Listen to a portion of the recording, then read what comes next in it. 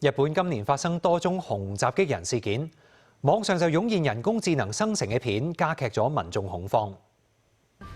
呢一隻熊擔走咗一隻寵物狗，呢一隻熊闖入超市，但係呢一啲畫面都係由人工智能生成。日本近期熊襲擊人嘅事件頻發，網上亦都湧現由人工智能生成有關熊嘅虛假片段。部分片段可以見到美國科技公司 OpenAI 旗下人工智能短片應用程式 Sora 嘅水印。部分畫面非常逼真，有專家話呢一啲片段有誤導成分，可能會加劇民眾恐慌，同埋導致民眾喺野外遇到熊嘅時候錯誤應對，以致面臨更加大嘅風險。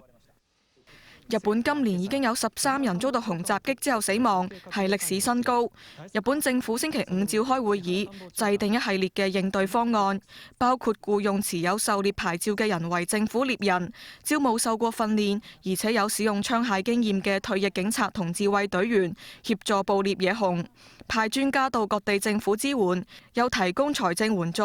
設置緩衝帶並且加固防護欄，以防止熊出沒。方案又提到要將熊嘅數量控制喺合理嘅範圍內。無線電視記者江川媛報導。